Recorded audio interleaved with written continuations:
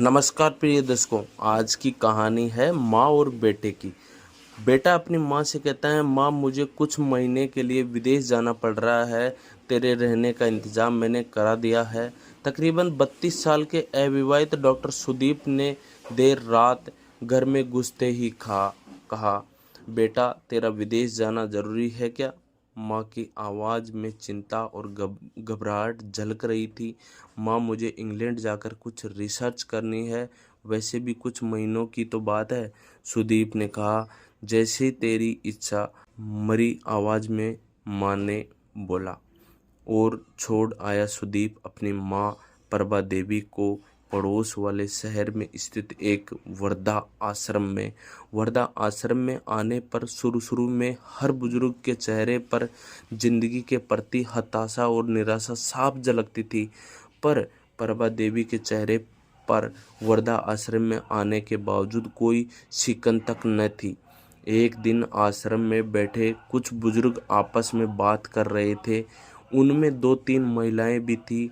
उनमें से एक ने कहा, डॉक्टर का कोई सगा संबंधी नहीं था जो अपनी माँ को यहाँ छोड़ गया? तो वहाँ बैठी एक महिला बोली, प्रभा देवी के पति की मौत जवानी में ही हो गई थी। तब सुदीप कुछ 4 साल का था। पति की मौत के बाद प्रभा देवी और उनके बेटे की रहने व खाने के लाले पड़ गए थे। तब किसी भी रिश्तेदार ने उनकी मदद नहीं की। प्रभा देवी ने लोगों के कपड़े सिल कर अपने बेटे को पढ़ाया। बेटा भी पढ़ने में बहुत तेज था, तभी तो वो डॉक्टर बन सका।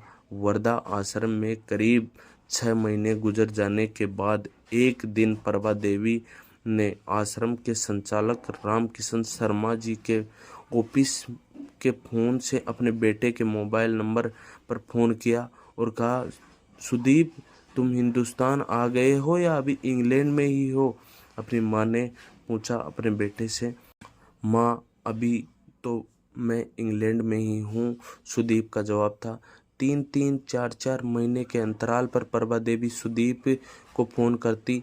उनका एक ही जवाब होता, मैं अभी वहीं हूँ, जैसे ही अपने देश आऊँगा तुझे बता दूँगा। इस तरह तकरीबन 2 साल गुजर गए। अब तो वर्धा आश्रम के लोग भी कहने लगे कि देखो कैसा चालाक बेटा निकला, कितने धोखे से अपनी माँ को यहाँ छोड़ गया। आश्रम के ही किसी बुजुर्ग ने कहा, मुझे तो लगता नहीं कि डॉक्टर विदेश गया होगा, वो तो बुढ़िया से छुटकारा पाना चाह रहा था। तभी किसी और बुजुर्ग ने कहा, मगर वो तो शादीशुदा भी नहीं था।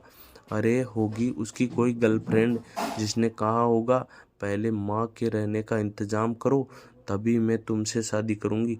2 साल आश्रम में रहने के बाद अब प्रभा देवी को भी अपनी नियति का पता चल गया। बेटे का गम उसे अंदर ही अंदर खाने लगा।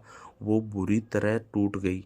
2 साल आश्रम में और रहने के बाद एक दिन प्रभा देवी की मौत हो गई। उसकी मौत पर आश्रम के लोगों ने आश्रम के संचालक शर्मा जी से कहा, इसकी मौत की खबर इसके बेटे को तो दे दो। हमें तो लगता नहीं कि वो विदेश में होगा, वो तो होगा यहीं कहीं अपने देश में ही।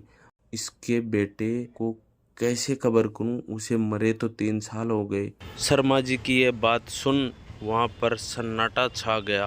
फिर उनमें से एक बोला, अगर उसे मरे 3 साल हो गए तो प्रभा देवी से मोबाइल पर कौन बात करता था? वो मोबाइल तो मेरे पास है जिसमें उसके बेटे की रिकॉर्ड आवाज़ है, शर्मा जी बोले।